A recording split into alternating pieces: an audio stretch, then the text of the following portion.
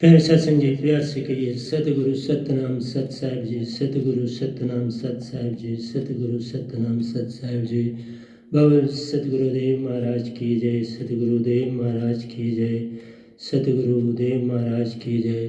आज के सत्संग के आनंद की जय, आज के सत्संग के आनंद की जय। तो मैं सभी ब्रह्मांड के अंशों को, निज धाम के परम अंशों को, निज धाम के सतपुरुष जी के चरणों में मेरा कोटि कोटि प्रणाम है। वही आपको जगाने की चेष्टा कर रहे हैं। ये गदा भाई निमित्त बिन माई का काम करता है। निरक्षर को अक्षर में बदल कर आपको ये दात दे रहा है, जो कि सतपुरुष जी देते हैं। मैं कुछ करने वाला नहीं। तो आज हम आपके समक्ष चार चीज़ें आई हैं। एक है विपස්සना क्या चीज़ होती है, सक्रिय ध्यान क्या चीज़ है, ध्यान क्या है और एकाग्रता। विपස්සना, सक्रिय ध्यान, ध्यान, एकाग्रता और सहज सुरती ध्यान में भेद। ये अवस्थाएं हमारे जीवन में आती हैं और इनकी जानकारी होना अति आवश्यक है। मैं चेष्टा करूंगा कि कुछ आपको समझाऊं, कुछ आपको दे दूं। तो पहली चीज़ विपස්සना जो है, ये बेसिकली जब बुद्ध ने अपने ध्यान को एकाग्र करने में लगाया तो उन्होंने सबसे पहले जो विधि अपनाई वो थी सांख्य। क्योंकि सांसा की विधि इसलिए कि जब आप सांस को देखेंगे तो आपका सारा ध्यान हर चीज से हट जाएगा। लेकिन आज 2500 साल बाद वो अवस्थाएं नहीं हैं जो उस समय थी, वो सुविधाएं नहीं हैं जो उस समय थी। जो उस समय की डेवलपमेंट थी आज उससे कई गुना आगे की है। आज इंसान साइंटिफिक दौर में आगे बढ़ रहा है।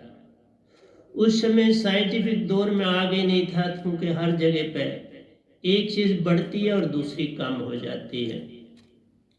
उस समय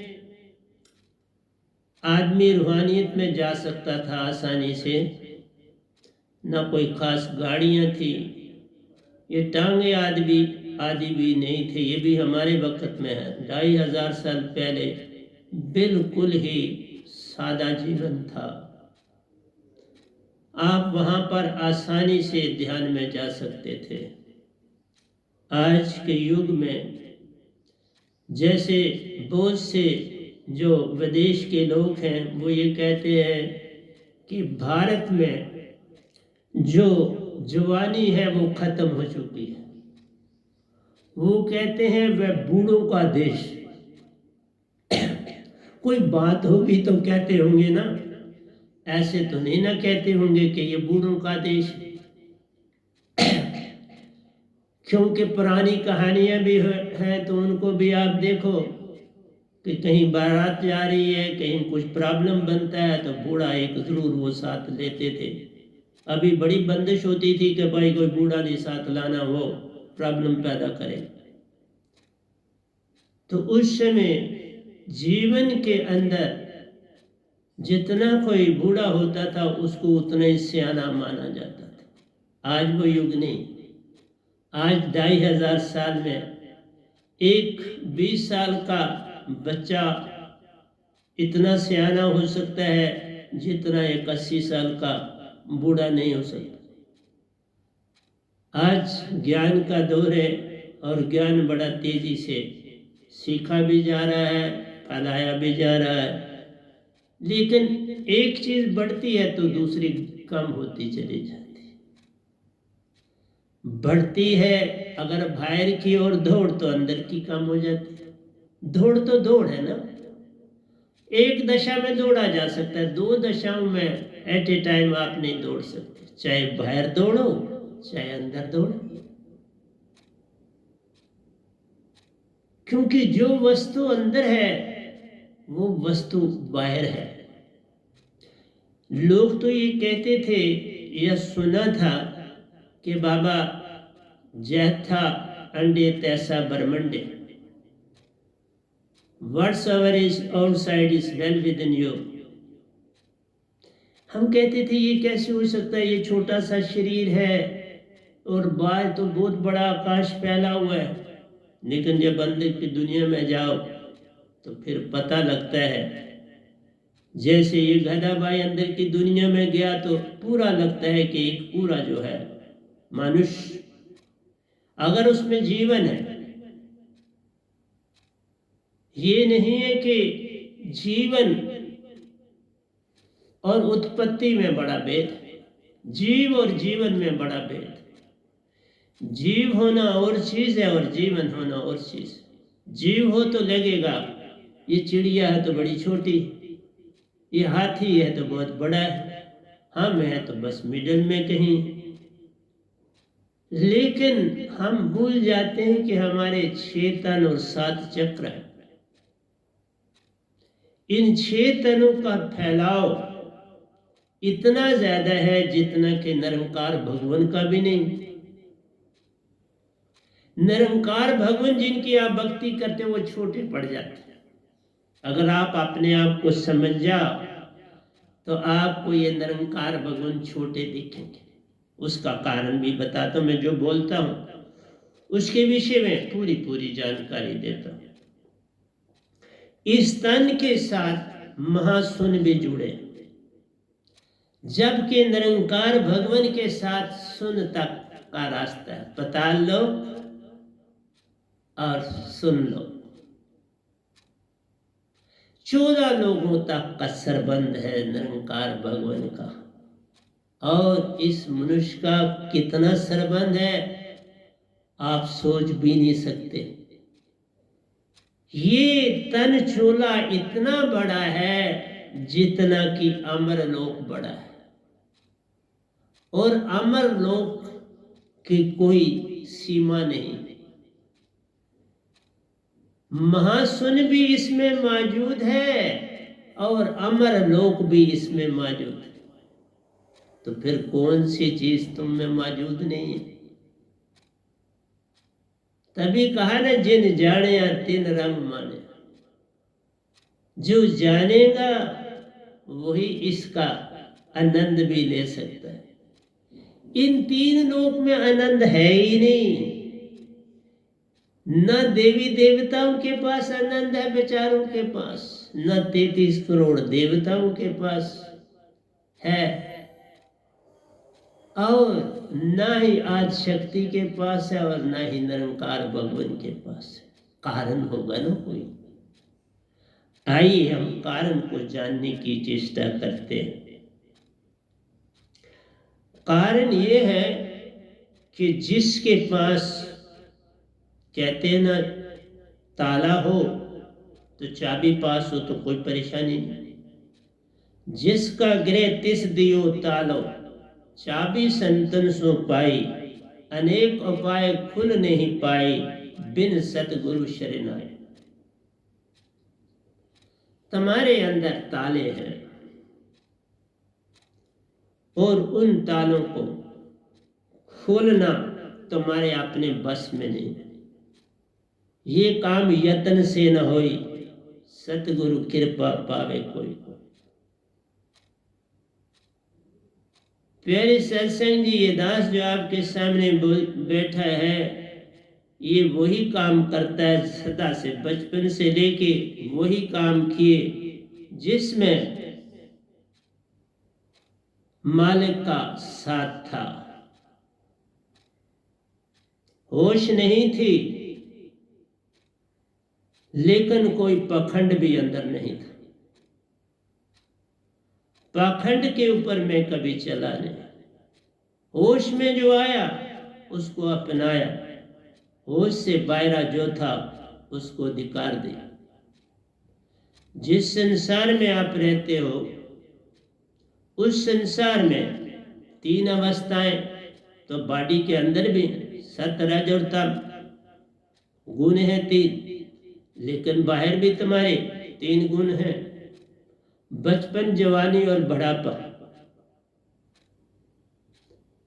हमारे वक्तों में जो बचपन, जवानी और बुढ़ापे की बात होती थी वहां श्रद्धा थी।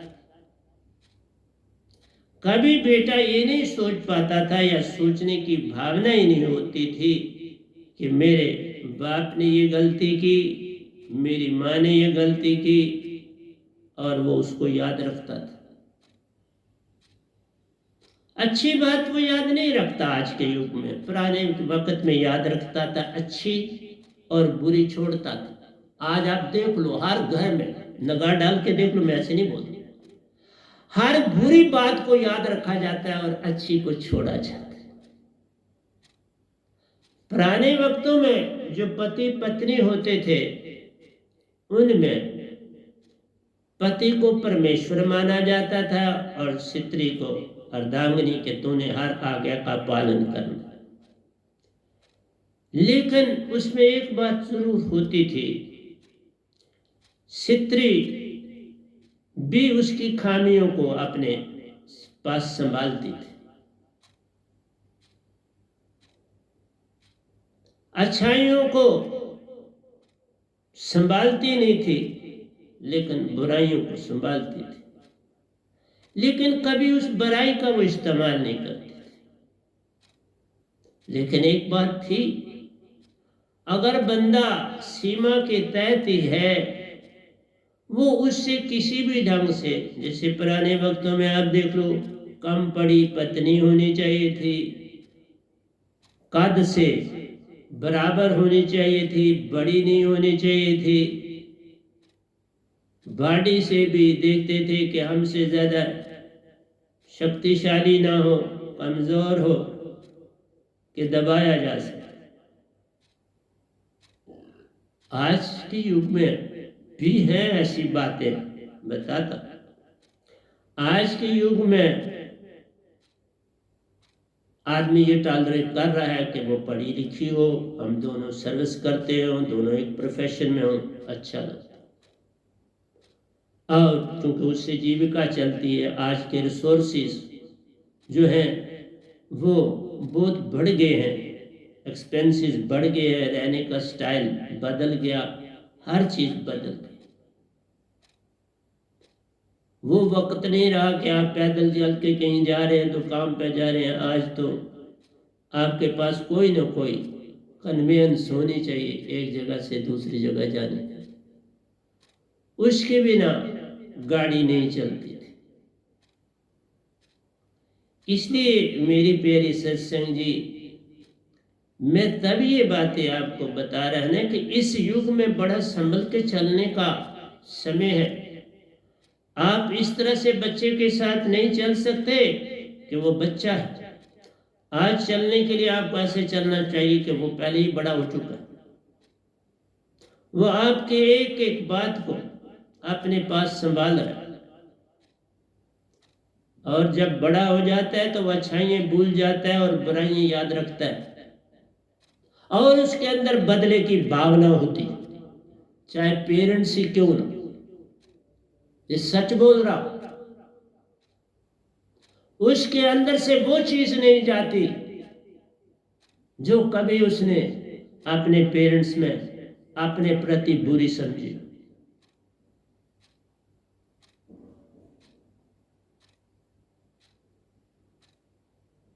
बीवी आज की वो नहीं, वो भी खामियां देखती है, लेकिन उतनी देर तक ही टॉलरेट करती है जब तक उसकी बराबरी। जब जरा बराबरी से वो ऊंचा कद होने का लगता है मेल का, तो उसको प्रॉब्लम होती है। और जब बीवी कद से ऊपर होने लगती है किसी भी प्रोफेशन में या किसी भी काम में, किसी गुण में, तब भी अड़चन पैदा होती है। बराबरी टॉलरेट करते हैं लेकिन उससे आगे जाने की चेष्टा में प्रॉब्लम होती है। मैं इसलिए आपको ये सावधान करना चाहता हूं कि आप जिस सदी में रहते हो उस सदी के अपने नियम और असूल और वे ऑफ लिविंग होता है, उसको आप पुराने तराजुओं में नहीं डाल सकते। इसलिए मैंने आपको ये बात बताई और मैं कहने लगा हूं कि विपस्सना जो थी इसमें ये होता है कि आप सांसा को देख रहे हैं बड़े आराम से, कोई चीज़ आपके पास से गुजर गई कोई बात नहीं, कोई आवाज़ आ गई तो कोई बात नहीं, कोई कौवे ने आवाज़ दे दी तो कोई बात नहीं, कोई कोयल ने आवाज़ दे दी तो कोई बात नहीं, और आप आहिस्ता आहिस्ता ध्यान मगन हो जाते। और उन दिनों पुराने वक्तों में कोई शोर गुलाकान जगह में ये लोग मोस्टली जो थे ये बड़े रसूख वाले लोग होते थे। जैसे मैंने नहीं आपको बताया कि तीर्थंकर जितने हुए तकरीबन राजाई थे, 24 तीर्थंकर हुए तो वह राजाई, बुद्ध हुए तो वो भी राजाई। चाहे बुद्धि राजापन छोड़ दो, उसका प्रभाव तो समाज में होता है ना। कुछ चल रहा है तो ये कहते हैं ना ये जनाब राजा है, ये कपिल वस्तु के बादशाह के बेटे हैं, शहजादे हैं, और किसी को चेला बनने में किसी को सादिक बनने में कोई अड़चन नहीं आती। लेकिन कोई साधारण आदमी कबीर जैसा दुनिया में सतपुरुष बेच देते हैं तो उनके लिए देखो कितनी अड़चन, जबकि उनके बराबर, मैं बार बार कहता हूं, कबीर साहब के बराबर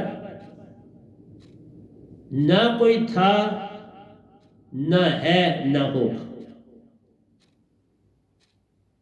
मैं भी उनके तुल्य में, जिसको सतपुरुष ने ही भेजा है वो जाने, लेकिन मैं अपने आप को उनसे बहुत बहुत बहुत बहुत छोटा छोटा छोटा छोटा एक बूंद समान अपने आप को भी नहीं मानता। वो बूंद भी उस सागर में ही पड़ी हुई है, मैं ऐसा मानता हूं। लेकिन क्या कबीर साहब को जाना गया? जिनकी सत्ता, जिनकी बॉडी का प्रभाव सत लोग जो कि एंडलेस है, लिमिटलेस है, वहां तक का फैलाव था। इस काल भगवान का तो बोला सुन तक है राज, सुन से आगे ये महासुन में नहीं जा सकते। गोया महासुन जो 7 लोग है, मैंने उनको सब कुछ लिख दिया है अपने दोहों में, टर्न पर बोलता जाऊंगा। महासुन में एक संत जा सकता है, संत तत्व की धारा का साधक जा सकता है, लेकिन निरंकार की भक्ति करने वाला कोई बुद्ध, महावीर, गायत्री, ओशो आदि नहीं जा सकता। उनकी सीमा शास्त्र सार तक ही रहती है, जो कि संत तत्व की धारा में छठा चक्र है और आ गया चक्र 7वां। जबकि जो निराकार भगवान की को परम सत्ता मानते हैं उनका आ गया चक्र छठा चक्र है, और शास्त्र सार जो है वो 7वां चक्र। बस उनकी दौड़ यहां तक है।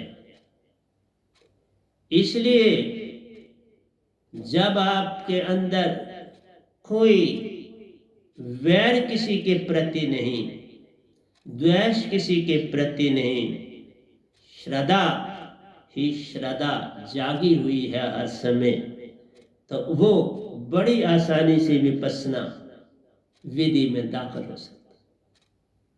लेकिन आज के युग में आप विपस्सना में चले जाएं तो कुछ आप कहते कुछ नहीं मिला, कुछ नहीं घटे, बोलते अशांत है। आपको अभी शांति का ही नहीं पता तो अशांति का पता कैसे होगा? अशांति का तो पता उसको ही होगा जिसको शांति का पता हो। दुख का पता उसी को होगा जिसको सुख का पता हो। सत्य का असत्य का पता उसी को होगा जिसको सत्य का होगा। आनंद का पता उसी को होगा जिसके अंदर द्वेष भाव सब चले। जब द्वेष है कोरना नहीं है तो आनंद कहां से होगा। इसलिए प्यारी सत्संग जी, उन लोगों में उन समय में सादापन था। एक इंसान जिसे हम कह सकते थे उस समय के भारत को कि इसमें कुछ जवान भी है। आज के भारत में जवान कोई दिखता नहीं, बूढ़ा ही प्रधान है। इसलिए नहीं कि एज से नहीं मैं बोल रहा, मैं आपके अंदर के भावों से बोल रहा। आप जब किसी को भगाने के लिए थाली बजाएंगे, किसी भगवान को रजाने के लिए गाड़ी या हवाई जहाज को पूजेंगे, तो वो इंसान सोया हुआ नहीं, वो बूढ़ा नहीं तो जवान कहां से हो। एक बार की बात है, राम तीरथ 35 साल की आयु थी उनकी। वो किसी सफर पे निकले, क्योंकि पुराने वक्तों में जो हिंदुस्तान में भारत में विज्ञान में ज्ञान में उन्नति करता था तो वो फट चाहता था मैं फॉरेन की यात्रा कर, क्योंकि वो कहता था भारत तो मुझे शायद जाने ना जाने, तो अपना देश है कोई नहीं जान ले, बाहर वाले मुझे जाने तो बात बन जाती। क्योंकि आपके अंदर हर समय अपने आप को प्रोजेक्ट करने की भावना बनी रहती है। उसको इंसान चाहता है कि इसका फैलाव हो। तो उनको उस सफर में एक अंग्रेज मिल गया। वो अंग्रेज जो था वो अपना कैनवास निकाल के अपनी पेंटिंग में व्यस्त था। तो काफी समय गुजरा, तो उसके बाद उन्होंने पूछा उस बुजुर्ग से कि आपकी आयु कितनी है। उसने कहा मैंने कभी मौत के विषय में सोचा ही नहीं, तो आयु का क्या बताऊं। आयु तो उसको पता लगती है जिसको मौत का भय डर होता है, तो वह हर समय आयु याद रखता। मुझे मौत का कोई भय और डर ही नहीं है, तो आयु से मुझे क्या लेना देना। पर आप ही बता दो आपकी आयु क्या है। तो राम तीरथ ने कहा मैं 35 साल का।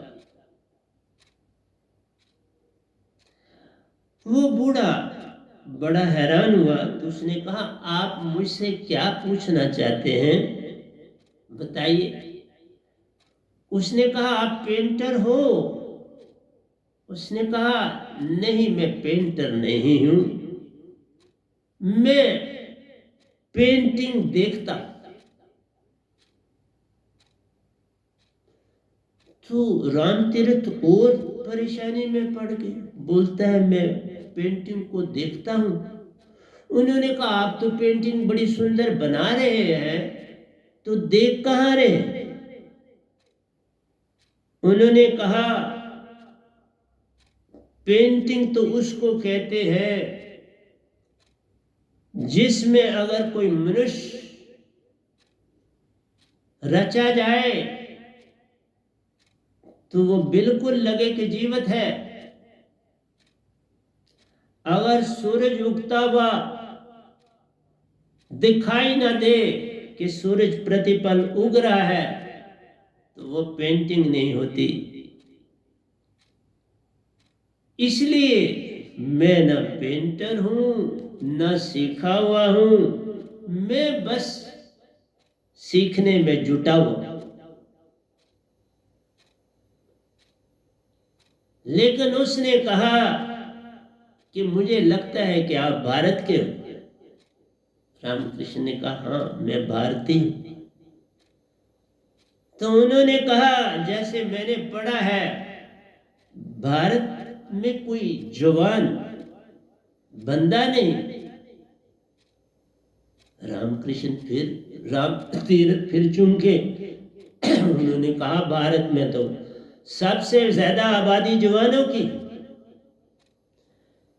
तब उस बूढ़े व्यक्ति ने कहा, मेरा अभिप्राय बूढ़े या जवान या बच्चे से नहीं है, मेरा अभिप्राय अंदर में क्या है, बच्चा है, जवान है या बूढ़ा है, उससे है, जिसको अभी मौत का पता नहीं, जिसने मौत के विषय में अभी कुछ जाना नहीं।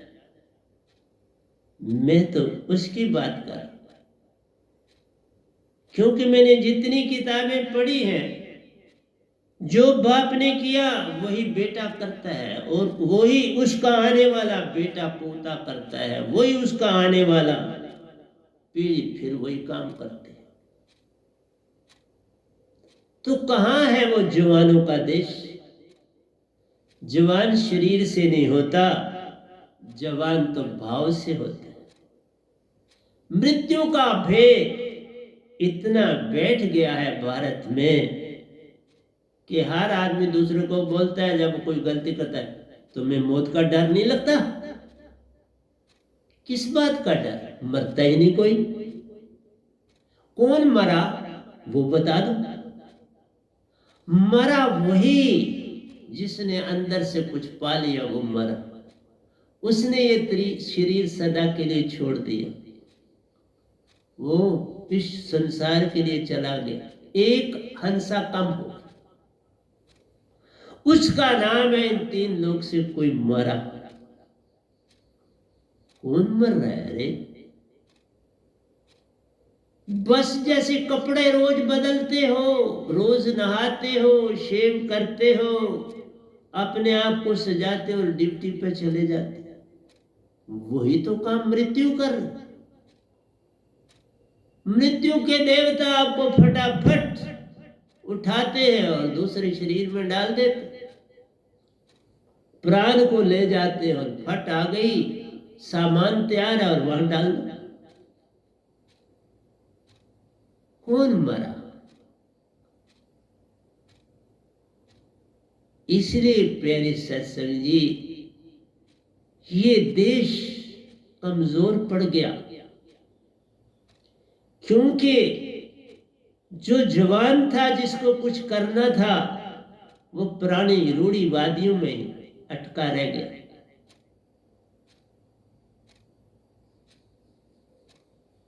जब रूढ़िवादी में रह गया तो तुम क्या उनकी करोगे? कैसे करोगे? पल पल मौत सताती है तुम्हें, हर पल मौत की ओर ले जाती है, बे और डर से कांप रहा, फिर मौत ही आकर खाती है।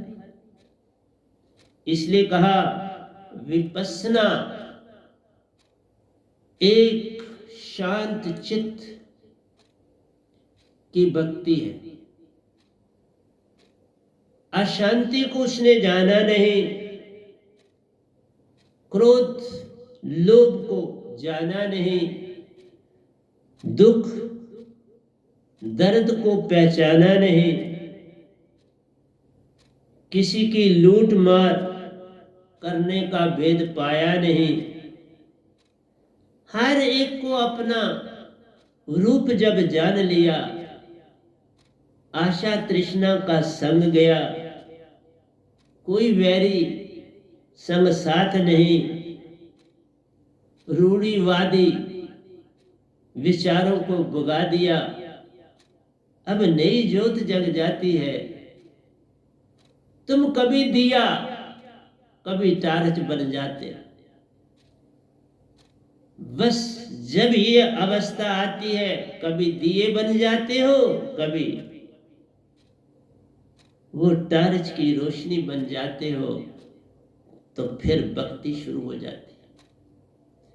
इसलिए जब तुम्हारी दिए की रोशनी है तो आप विपस्सना में दाखिल हो सकते। लेकिन जब दिया बनना आ जाता है और दिए को बुझाकर टार्च में बदलना आ जाता है, तब हम उसको क्या कहते हैं? सक्रिय ध्यान हो जाता है। अब तुम्हें पता है कब मैंने ध्यान में चले जाना है या कब मैंने एकाग्रता में चले जाना। जब दोनों की पहचान हो जाती है, ध्यान की और एकाग्रता की, तो उसको हम कहते हैं सक्रिय ध्यान। विपश्यना में उसको बचपन से ही उन बातों से दूर है, इसलिए उसको विपश्यना में जाने में कोई अड़चन नहीं। पर आज कोई विपश्यना में नहीं जा सकता। आज उसके लिए जो पहली अवस्था उसने पूर्ण सतगुरु को नहीं पाया, उसको नहीं जाना, तो वह सक्रिय ध्यान में चला जाए। चाहे पहले नाचे गाए, ढोल बजाए, संगीत में जाए, पेंटिंग में जाए, किसी में जाए, और आहिस्ता आहिस्ता आगे बढ़ता चला जाए, तो ये सक्रिय करता हुआ ध्यान की ओर जाना। कहीं तुम्हें बाधा ना बने, सीधा ध्यान में नहीं जाना। दूध गर्म है तो रुक जाओ, ठंडा होने दो, जल्दी मत करो, जीवा ऊंट जल जाएंगे। और उसको ठंडा होने में तुम शांति में चले जाओ। उसको ठंडा होने दो, तुम शांति को अपनाओ। शांति तुम्हें गुनगुनाने में मिलती है, गुनगुना लो। शांति तुम्हें किसी को याद करने से मिलती है, उसमें चले जाओ। शांति तुम्हें अंदर डुबकी लगानी है, उसमें चले जाओ। लेकिन होश में रहना है, होश ना छूटे तो सक्रिय ध्यान हो। कोयल गा रही है, सुन रहे हो। संगीत कहीं चल रहा है, सुन रहे हो। गाड़ी का हॉर्न बजा, तुमने सुन लिया। किसी रेडी वाले ने आवाज दी, तूने सुन ली। और तुम सुनते सुनते ध्यान से आगे चल पड़े। और जब ध्यान की सक्रिया बढ़ती चली जाती है, एकाग्रता बढ़ती चली जाती है। इसलिए हम कहते हैं, जब तक आप त्रिकुटी, सुषुम्ना, बमर गुफा में रहते हो, तुम ध्यानी कहलाते। मैं बड़ी एक एक चीज को प्यारी सत्संग जी आपके सामने बड़ा सरलता से रखने की चेष्टा करता हूं। और इसलिए कभी एक दोये में सत्संग खत्म हो जाता है, दूसरा दोया बनता ही। इसलिए मैं दूसरों के दोयों की अब व्याख्या भी करना शुरू किया। आज भी मैंने लाया है आपके लिए कुछ, लेकिन उसका समय मिलेगा कि नहीं मैं नहीं जानता।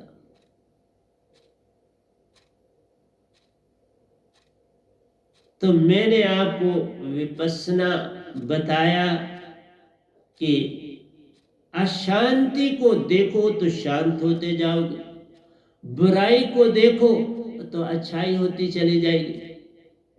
जो चीज प्रतिरोध है उसको ध्यान से देखो, वो प्रतिरोध खत्म हो जाए। तुम सत्य में आ जाए, असत्य को देखो, सत्य को पाओ। दुख को देखो, सुख आता जाए। देखने का, अंदर से देखो। अंदर से देखने से सारा कुछ बदल जाता है। लेकिन तुम कभी कहो मैंने सत्य को देखना है, तो सत्य तो कभी दिखाई नहीं देता। सत्य का कोई देखने वाला नहीं और सत्य देखा जाता है।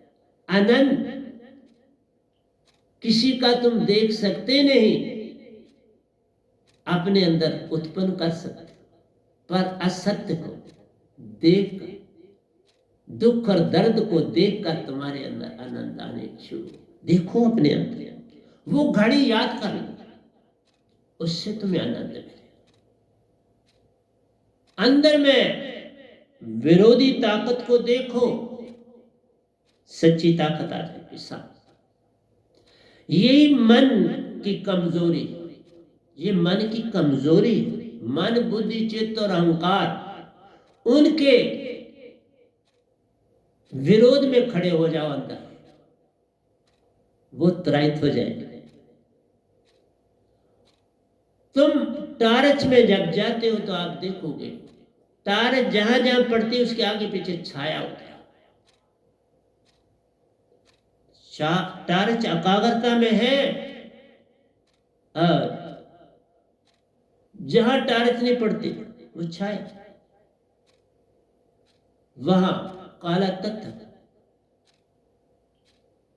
इसलिए कई बार तुम सारी ओर दूर से फेंकते हो और देखते हो कहीं कोई डर तो नहीं, भय तो नहीं।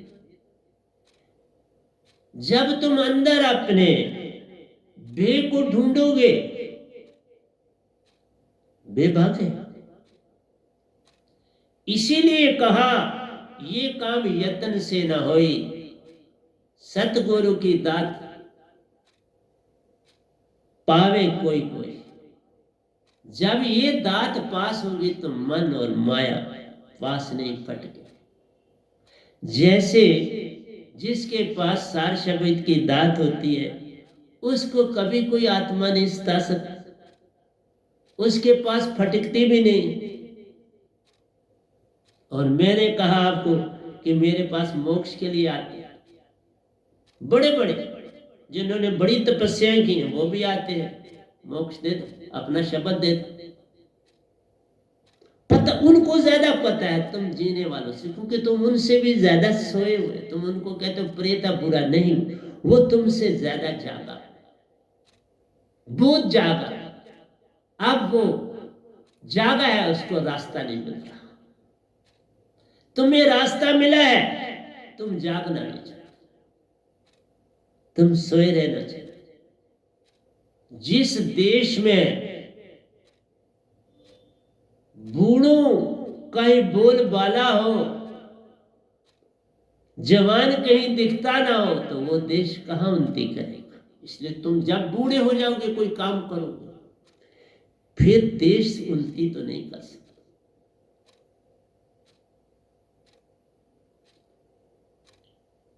जवानी का मतलब है क्रांति, जवानी का मतलब है जो पुराने गड़े खड़े विचार हैं उनका खात्मा हो जाना चाहिए। लेकिन तुम तो उनको और सांत्वना देते, उनको और पनाह देते, तो देश उन्नति कैसे करे। हड्डियों घोड़ियों गे ते राम जपन डे, हड्डियों घोड़ियों गे, तो हर काम करने के लिए चेतन हो गए, ऐसा कैसे होता है। नहीं, इसलिए होश आती है जब सब कुछ खो जाता है, फिर होश में आए तो क्या होगा। इसलिए जवान तबका जिस देश में हो, अगर वो अधीन ही बन के काम करता है किसी भी संस्था में, किसी भी अवस्था में, वो देश उन्नति नहीं कर सकता। उस देश का पतन ही पतन होता है। आपने इस कोरोना पीरियड में देख लिया कितना लाचार है बच्चा, कितना लाचार है जवान, और कितना लाचार हुआ बूढ़ा। लेकिन बूढ़े को जाने का गम नहीं, जवान के जाने से देश का चलना असंभव हो जाता है, देश की उन्नति रुक जाती है, अंदर और बाहर दोनों ओर से चलना कठिन हो जाता है। इसलिए प्यारी सत्संग जी, मेरा काम समझाना है, तुम चलो न चलो ये तुम्हारा काम, तुमने अंदर से पाना। अंदर से पाओ, पूछो अपने आप से। जैसे मैंने अभी कहा, असत्य को पूछो सत्य किधर, तो सत्य भाग जाए। चोर को अंदर से पूछो चोर किधर हो, चोर त्राहित हो जाए। लेकिन जब ये सार शब्द की दात होगी, उत्पन्न ही नहीं होगा, दिखाई भी नहीं देगा। इसलिए जो लोग ये कहकर चले गए, बड़ा बड़ा गलत कर गए कि तुम भोग भी करो और योग भी करो। भोग और योग का कोई लेन देन नहीं।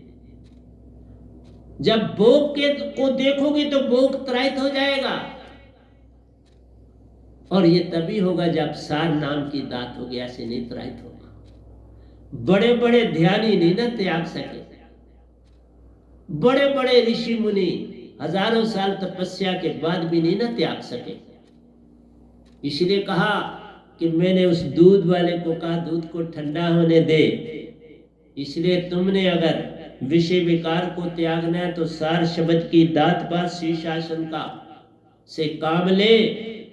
हर चीज को खाने के बाद कुछ थोड़ा योगा कर, जो खाओ उसके बाद कुछ ना कुछ तुमने इस बॉडी को हिलाना, तभी उस चीज को पचाना। ऐसे पचाओगे तो कुछ पचता है, कुछ डिपॉजिट हो जाता है, उसी से तुम्हारे अंदर फैट बनती चली जाती, तुम फैटी होते जाते। मुझे देख लो, मैं रोज बोलता हूं आप, मैं शीर्षासन पहले 1000 एक्सरसाइज करता था शीर्षासन में, अब बढ़ा दी, अब 1200 करते। लोग आयु के साथ काम कम करना शुरू कर देते, मैं बढ़ा देता।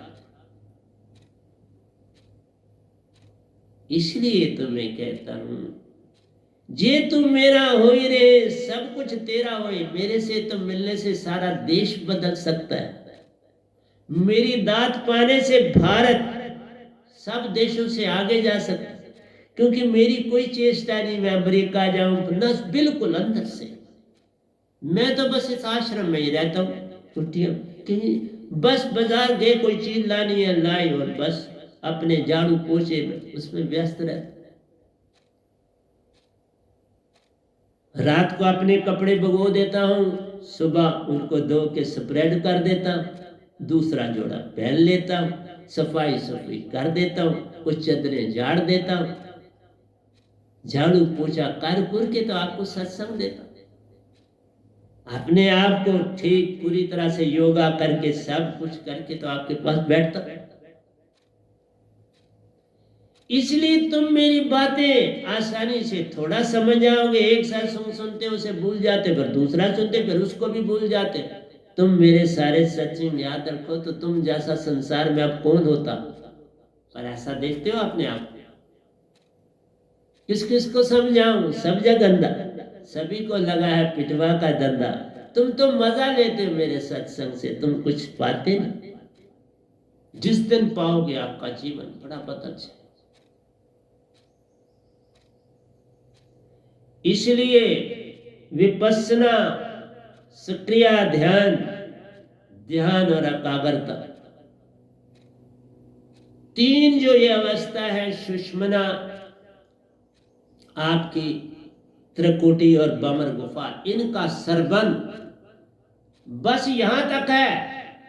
लेकिन अगर मेरे से पूछते हो ना तो इसका सरबंध महाशून्य तक,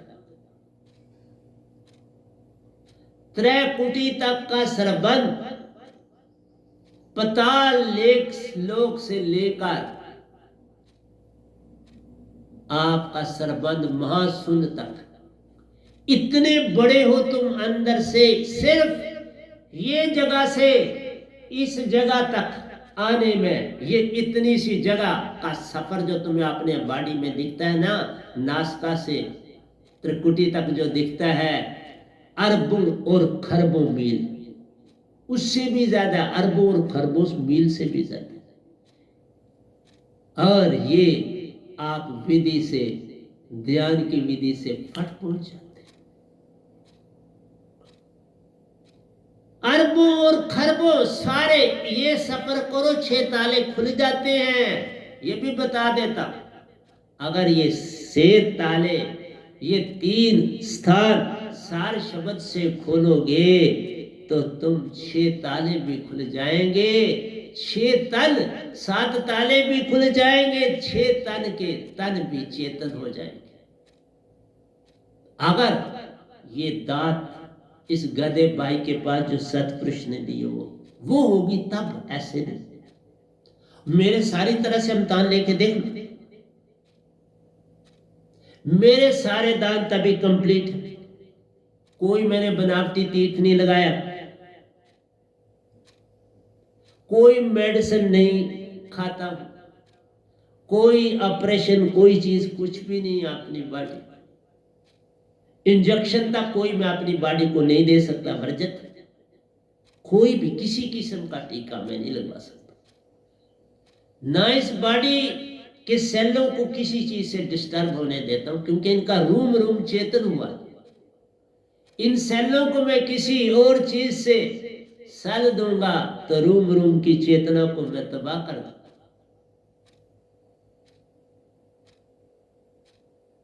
एक एक रूम जो तुम्हारा है उसमें अरबों और खरबों सेल्स जुड़े हुए। जा मरने से जग डरे मेरी सुरती अनंत, कब मरे हूं कब पायूं पूर्ण परमानंद। इसलिए ध्यान से ही त्रैकुटी तक या सक्रिय ध्यान से होशपूर्वक तुम्हारी बॉडी सीधी होनी चाहिए, तुम्हारी गर्दन सीधी होनी चाहिए, तुम्हारे अंगूठे से लेके ऊपर तक की बॉडी सुन हो गई होनी चाहिए, सुषमना ऊर्ध्वमुखी हो गई होनी चाहिए। अब श्वासा नाभि में ना गिर रहा हो तो जीवित मरना हो गया ना। अब सारी बॉडी तुम्हारी चेतन हो गई, तुम्हारी 6 बॉडी के तन चेतन होने का मतलब क्या है? अब सब तुरिया तुरियातीत ज्ञान दे विज्ञान दे चेतन हो गई। इसी तरह तुम्हारे 7 चक्र आज्ञा चक्र तक चेतन हो पहले। क्यों कि जब बॉडी सुन हो गई तुम्हारी सुरती और नृत्य आज्ञा चक्र में पहले ही चली गई। बॉडी सुन होते ही सुरती नृत्य का आज्ञा चक्र में मेल हो जाता है। ये कोई ऋषि मुनि जपी तपी किसी जो गुजरे वो ना बता पाए, ना आज कोई बताने वाला है, सिवाय मेरे सतगुरु के और इस गधे भाई के। न मेरे सतगुरु को संसार पूरी तरह से जान पाया, ना इस गधे भाई को जाने। कोई बात, तुम फिर गोटा मार लोगे इन चीजों। मेरे एक धोए में जो मैंने भरा है इसके गोटे से किसी को लाभ होने वाला नहीं, जब तक तुम अंदर का सफर नहीं करो। और अंदर का सफर पूर्ण ब्रह्मचर्य होने से होता है। वो ऊर्जा पूरे शरीर को जो है चेतन करती है, वो सारी ऊर्जा तुम्हारी बॉडी को सुन बनाती है। बिन सन्यासी बने, सन्यासी दिखावे के नहीं, वो ओशो जी के सन्यासी ना बनना कि विकार भी कर ले और अंदर भी चल ले। नहीं साहब, मेरे पास ऐसा कोई रास्ता नहीं। मेरा रास्ता साफ और सुथरा है जिस पे मैं चला और चलता हूं। मैं हर दौर से गुजरा, देखा। पहले सतगुरु थे तो उनकी शर्त थी शादी करनी है, मैंने कर ली। और जब निरंकार से भी पहले उन्हीं का शिष्य रहते रहते मैं योगा नंदा की अवस्था में आकर सन्यासी हो गया। फिर निरंकार गुरु में सन्यासी, फिर मैंने ये दीक्षा ली में सन्यासी। मैंने हर रंग रूप देखा। और आज कल को जो मेरा पार्टनर था, मेरा बड़ा अच्छा शिष्य, शराब का उनका नाम है, क्योंकि वो भी सन्यासी है। और बहुत सुंदर संसार के इस कोरोना पीरियड में उन्होंने बड़ा काम किया। उनकी जितनी सराहना करूं कम। कोरोना से मरने वाले कई परिवारों को उन्होंने, जो कभी मेरे बेटे कहलाते थे, आज साधक हैं, कोई कमी ना छोड़ी, कोई पैसे लत्ते का कोई ध्यान नहीं किया, कर रहे हैं और करें। अब आदत पड़ गई। मेरी संगत भी कर रहे हैं और करें। मैंने ये तब एग्जाम्पल दी कि इनकी कभी पहले नहीं दी, संगत की देता रहता है। मेरी सारी संगत है ये, जो कल को मेरा परिवार था आज वो संगत के साधक के रूप में है। और इतना काम करने में तत्पर रहते हैं जिसका कोई अंदाज नहीं। भागते हैं, कोई पेशेंट जो उनको फोन करता है या कोई याद करता है, भागते हैं उस तरह, 1 मिनट का भी इंतजार नहीं करते, सिर्फ मुझको खबर करते हैं फलां को ये प्रॉब्लम है तो हम जाएं, बोलते जरूर जाओ, मैं भी साथ। इसलिए प्यारी सत्संग जी, मैंने तुम्हें ये जो दात दी है, कोई शब्द बॉडी को सुन नहीं कर सकता, स्वाय इस नाम शब्द। इसी का नाम है जीवत मरण, इसी का नाम भक्ति कर। और तुम्हें याद ये बता दिया कि तुम्हारा फैलाव अमर लोक से बराबर है, जितना सतपुरुष का फैलाव इतना तुम्हारा है। अगर तुम हंसा बन जाओ और क्या चाहते हो? फिर तुम देश में देखना किस तरह ये हमारा देश दुनिया में सबसे आगे जाता है, आज भी पीछे नहीं है। मैं ये नहीं कह रहा, तुम जागो तो फिर देखो। ये जो बाहर के टूने टेंचर वगैरह में पड़े हो, ये त्यागो, इनका कोई लाभ नहीं। और तुमने जो जागने वाले थे उनको ही सजाएं दी। क्राइस्ट जागा तो क्रॉस पे चढ़ा दिया। मंसूर जागा, अनल हक कहा तो उसके टुकड़े टुकड़े कर दिए।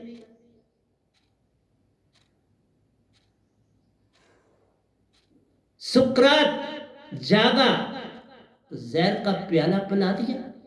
अब पता नहीं कब आप मुझे पिलाओगे और मैं तैयार।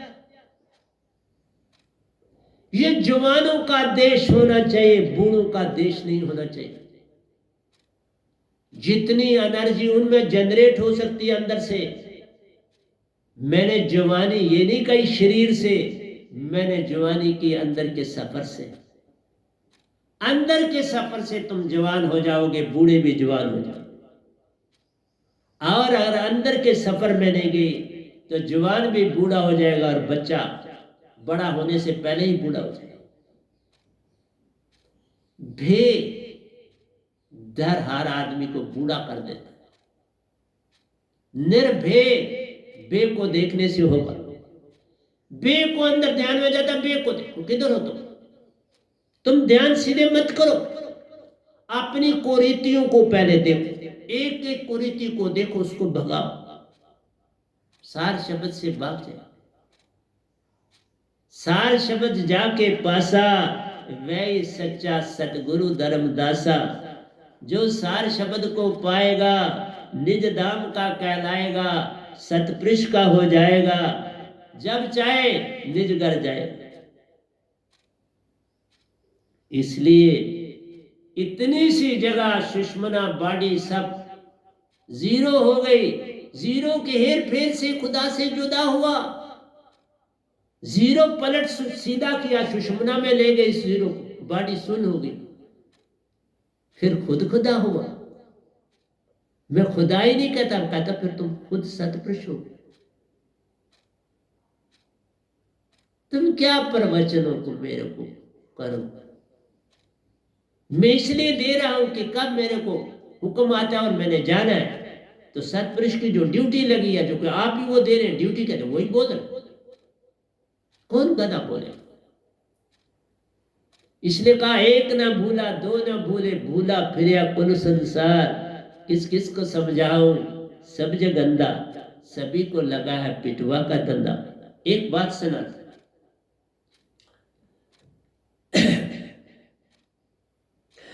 कबीर साहब जब हुए बनारस में, महाराजा था वो। राजा बड़ा क्रूर नेचर का था, लोगों सतान, लोगों को दुख दे और बड़ा दुखी करता था। तो लोग भागे भागे कबीर साहब के पास आते थे कि बड़ा दुखी, क्या कुछ नहीं, हमारा सब कुछ छिन गया, सिपाही आए तो उन्होंने हमको जीरो कर दिया, बड़े बड़े दुख थे। तो एक दिन कबीर साहब ने क्या किया, जब राजा सोने के लिए गया तो वो उसके छत पर जाकर दौड़ने लगे, इधर से उधर दौड़ने लगे। बादशाहों ने बड़े तरीके बनाए होते, उन्होंने एक चिमनी से बाहर का दृश्य देखा तो देखा कोई दौड़ रहा। अपने किसी बाहर सिपाही को कहा, देखो ये कौन दौड़ रहा है, छत पर कौन है। वो गया, उसने देखा कोई आदमी चोगा सा पहना हुआ और दौड़। सिपाही ने पूछा, आप कौन है? उसने कहा, मैं ऊंटों वाला और अपना ऊंट एक मेरा गुम हो गया और उसको ढूंढ रहा। उस सिपाही ने कहा, बाबा छत पर ऊंट कैसे आ सकता है? उसने कहा, ये बात तो तुम राजा से जाके पूछो कि छत पर कैसे आ सकता है। उस सिपाही गया, राजा अभी सो नहीं पाया था, क्योंकि जो लोग दूसरों को सदा तंग ही करते रहते हैं, रात को भी उनको तंग करने के सपने आते हैं, फिर वो करवटें ही बदलते रहते हैं, क्योंकि उनको कल फिर तंग करना। उनको नींद कैसे? नींद तो तब आती है जब तुम शांत हो, जिनके साथ तुम्हारा वास्ता, जिन पर राज करते हो वो भी शांत है, वो भी शुद्धि में है, तुम भी शुद्धि में हो, तो थोड़ा नींद, फिर नींद में जहां भी नींद आए सो जा। मैं भी दरख्तों के नीचे भी सोया हूं, बहुत बार सोया,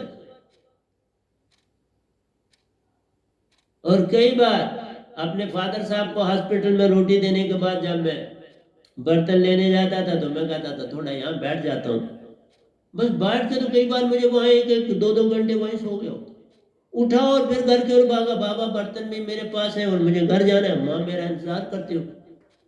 आगे पहुंचता था, माँ भी सोई है, और फिर मैं अपने जमीन पर ही, वो चादर होती थी बिछी हुई, तो बस वो लेके सो जाता था। कहाँ थे बिस्तर वगैरह, कुछ नहीं था। 47 में क्या कुछ होना था, ये 50 की बात है, 47 में तो मैं कुछ कर नहीं पा रहा था।